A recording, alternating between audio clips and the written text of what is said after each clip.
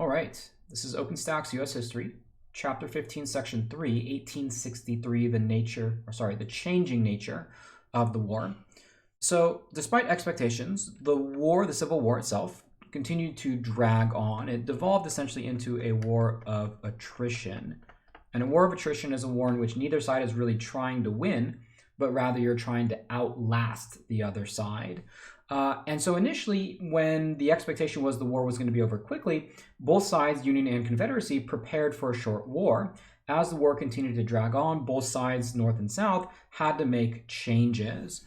Certainly by the first or second year of the war, both sides had mass mobilized. We can sometimes describe the Civil War as a total war. A total war is a war in which all people and resources are dedicated to the war effort. It means not just the soldiers who are fighting on the front, but also the civilians, whether that's working in a war-related industry or helping fund the war or finance the war through war bonds. Soldiers and civilians, all people, all resources, both North and South, are going towards the war effort. For the Confederacy, this mobilization meant instituting a military draft. Now, when the war initially started, both sides, North and South, used only volunteer troops. There was enough volunteers for the first phases of the war, but of course, as it dragged on, both sides had to institute the draft. This is mandatory military service. And of course, for the South, this means, we're talking only white citizens, not enslaved Africans. The Confederacy also suspended habeas corpus. This is the protection against, we'll call it arbitrary arrest. In other words, in the United States, you have a right to know what charges are being brought against you. You simply can't be thrown in prison for no reason. The protection of that is called habeas corpus. Both the North and the South during the Civil War suspended that right, because if you were a vocal opponent of the war, they essentially would just arrest you or could simply just arrest you. When it came to finance, the Confederacy was forced to print, right? This is for money. And this was because the Confederacy had really no reliable way of raising revenue despite the fact of being very wealthy. This, of course, led to inflation, and much more so than in the North.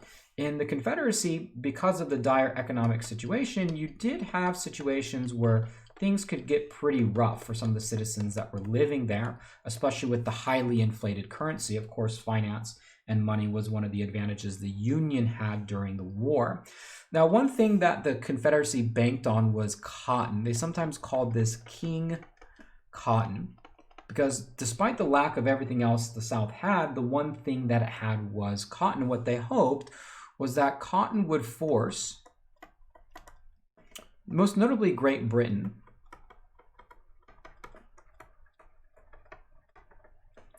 to aid the Confederacy. The British were a highly industrialized nation, a lot of textile factories, much like the northern part of the United States. Cotton was high in demand. The South the South was the number one producing cotton place in the entire world at the time. And so the hope was that cotton would force the British in order to recognize the Confederacy, to aid the Confederacy. However, the British had other supplies, most notably places like Egypt and India. So this idea of King Cotton and cotton being the answer to all the South's problems, this actually never came to fruition. Despite that, though, one of the best chances that the Confederacy had at victory was gaining foreign recognition, most notably from Great Britain or France. That if the British or the French were willing to recognize the South or the Confederacy, and there were reasons that they might do so, this would be a way that the South could really boost their war effort. However, during the course of the Civil War, neither Great Britain nor France was willing to recognize the Confederacy, but this was perhaps, we might call this a path to victory for the South, right? A path of victory for the South. For the Union, things were a little bit easier when it came to the manpower and the supplies. Remember, when it came to advantages, the North had a higher population. They also had more money. They also had more supplies. So where the South is really struggling, right, with war supplies, really struggling with money, that's not really the struggle in, while the South is struggling with money and struggling with supplies, all they have is cotton, that's not really the problem in the North. What's really the problem in the North is what we might call morale. That is kind of like fighting spirit. That the North has all the guns, has all the ammos, has the army, has the money to win the war, but do they have the will to keep on fighting the longer and longer and longer that this war goes on? And so a couple of laws were passed by Congress to kind of further what you might say secure the Northern war aims. Two acts here, the Homestead Act and the Morrill Act. So the Homestead Act allows for white settlers to get either free or cheap land in the West. So the Homestead Act is an effort by Congress to get more people, free white settlers, out into the West, more or less to stem the tide of slavery. The Morrill Land Act is kind of set up also to assist this. This creates agricultural colleges. A lot of this territory requires things like fertilizer, irrigation, et cetera, et cetera. So both of these together, right, these were really designed to kind of further increase settlement of the West, particularly by free white citizens, and in some ways to stem the expansion of slavery. Free white citizens, of course, who own land in the West are much more likely to oppose slavery than, let's say, something like plantation owners. And of course, giving away free or cheap land is one easy way of attracting a lot of people out West. To fund the war, Congress passed the National Bank Act, which does a couple of things. It allows for the raising of war bonds. A bond, if you're not entirely familiar with a bond is something like an investment. It's an investment for people who buy the bonds. So you have U.S. citizens, right? Then you have Uncle Sam, and Uncle Sam has a beard and he has a top hat. Essentially, when you buy a bond, it's a piece of paper. You as a citizen, you give money to Uncle Sam. Uncle Sam gives you this bond. And bonds state that, depending on how much it costs and how long the time is on it, that the government will pay you back your money plus whatever interest. So let's say you buy a $10 bond. It says in 5 years, the government will pay you back something like $15. So for citizens, it's an investment. For the government, it's a way to fund the war. Because the $10 that you hand over right here, the government uses that to fund the war. 5 years later, Uncle Sam gives you back your $15. You've made your investment. So bonds are a really good way of raising money to fight in a conflict, and the North was incredibly successful in doing that. And why they were more successful is because in the North they had more cash on hand, whereas in the South, a lot of the wealth is tied up in land, it's tied up in cotton, and it's tied up in slaves. They don't really have what we might call wealth that is liquid. You can't easily translate that. The National Bank Act also helps create, or another law that was passed, helps create greenbacks. These were new currency. So to a certain extent, the North also does print more of its own money, but because the financial system in the North was a lot more stable, the greenbacks are worth a lot more. By the time that the Civil War is over, a Confederate dollar is about worth only 1 penny of what a Union dollar is worth. Similarly, the North does require a draft, that is mandatory military service, and does suspend habeas corpus, that is to arrest people who are against the war, really without letting them out, right? A faster, speedy trial.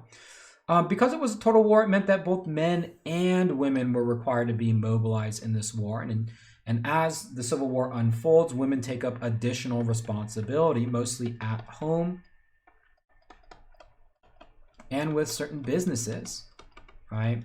But also participating in the war directly. Women served mainly as, maybe not mainly, but served as nurses. Nursing was a big field that you might say, was traditionally dominated by men, or the medical field in general. Before the Civil War, most nurses were men. After the Civil War, most nurses were women, and a lot of that had to do with the contribution made during the war. Dorothea Dix was in charge of nursing. Many women also participated in the United States Sanitary Commission. This was to get rid of disease, really, in, among other places, army camps and hospitals. In fact, the #1 killer during the Civil War was not gunshots or cannon shots or anything like that. It was actually disease. Most people who died in the Civil War got shot, survived, died from the infection. So the Sanitary Commission saved, thousands upon millions of lives. And these were both ways that women participated in the conflict. Now, of course, probably the biggest change to take place during the war, initially from its onset to its conclusion, was this question about emancipation. Now, if you recall, when we looked at, chapter 14, we talked about all the reasons for the cause of the Civil War and the outbreak. But when secession took place and fighting had broken out, there really wasn't all that much to be said about emancipation. In 1861, when Abraham Lincoln was elected, he said, "I have no intention of abolishing," right? No intention of abolishing slavery. And of course, part of that was because Lincoln wanted to bring those Confederate states back into the Union. He wasn't going to allow it to expand any further westward, but Lincoln, at least beginning at the Civil War, was willing to allow those slave states in the South to continue practicing slavery. But as the war had been going on, it became more and more clear about what the actual goals and objectives were, and this question on emancipation changes during the war. Now, as the war was being fought, contrabands were slaves confiscated from southern plantations by Union armies. Now, legally, constitutionally, the fugitive slave law still existed, so any potential slave who was captured or emancipated by a northern army should, legally speaking, be returned back to the slave owners in the South. And at the very beginning of the war, that's essentially how it had played out. However, Union generals realized that this was self-defeating, that it makes no sense to return slaves back to the enemy, and so they began to confiscate or emancipate slaves under this guise of contraband, that if the South insists that these people are property, well, then the confiscation acts are going to allow, or do allow, Union armies and Union generals to potentially confiscate that property, leading to emancipation. And so this led to many emancipated slaves joining Union ranks, not typically as fighters, but, as cooks, laborers, and sort of any other way. And so as the war continued to progress, despite the fact that the fugitive slave law was still on the book, wherever Union armies went, slaves were being emancipated, right? Wherever those Union armies went. And this, of course, was a reality on the ground that, despite what Lincoln was saying, that he really couldn't push back against. Now, the key turning point was at Antietam. This was a Union victory. We don't know for sure when Abraham Lincoln made the decision about when slavery, or made the decision for emancipation, which would abolish slavery in all of the Confederacy, because it wasn't the case at the onset of the war. He may have had this in mind going all the way back to the Lincoln-Douglas debates before 1860. He may have done it just purely as a practical matter for the war. But after Union victory at the Battle of Antietam in 1862, Abraham Lincoln issues the Emancipation Proclamation. And what this does, 1862, what this does is that this abolishes slavery in the Confederate States. All right, abolishes slavery, in the Confederate States. He gives those Confederate states, it's issued in September, he gives them a couple of months, says essentially surrender or the Emancipation Proclamation will take place.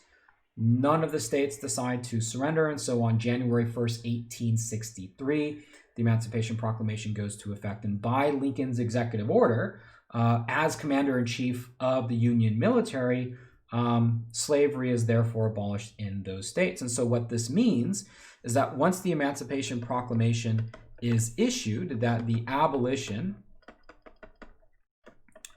of slavery will happen if the Union wins.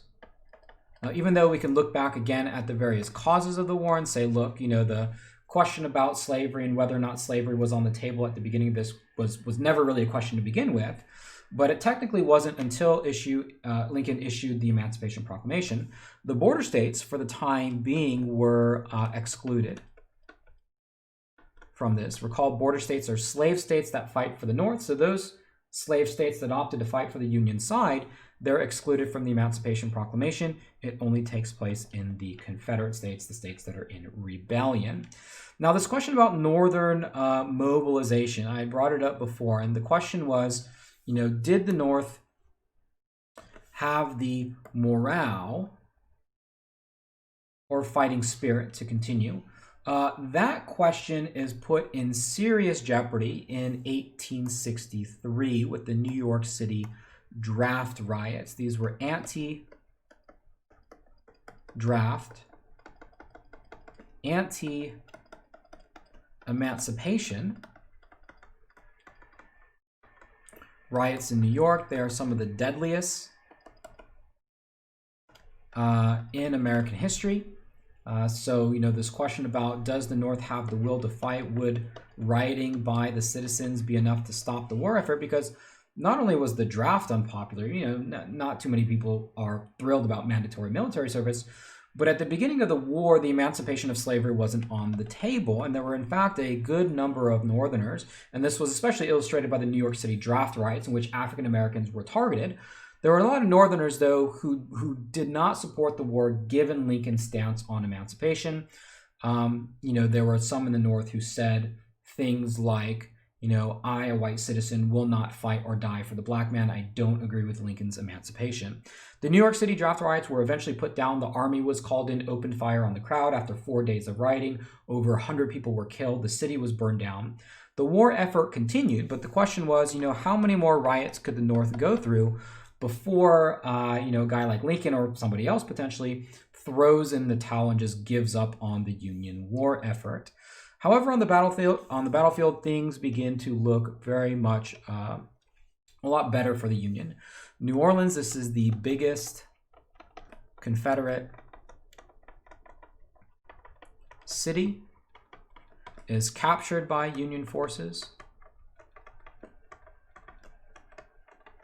The city of Vicksburg in Mississippi, which you're seeing here, the siege of Vicksburg, is captured by the Union, giving the Union control of the Mississippi River. ISSI, and of course, for the South, it's the ability to export cotton and try and get something in return that is keeping the war effort going. So capturing the Mississippi River is very big. And of course, the most important battle of all the Civil War, which was Gettysburg. So this is a battle. It was in Pennsylvania. The Confederates had invaded Northern territory. This time they were in free soil. We had talked about before how at the Battle of Antietam, the Confederacy had attacked into Union soil, but Maryland was a border state at least. Here in Pennsylvania, you now have Union armies that are potentially threatening some pretty big urban areas, Pittsburgh, Philadelphia, etc., etc. Robert E. Lee was the Southern or Confederate general at Gettysburg, and you can see actually in a map here kind of what we're talking about. So here's Pennsylvania.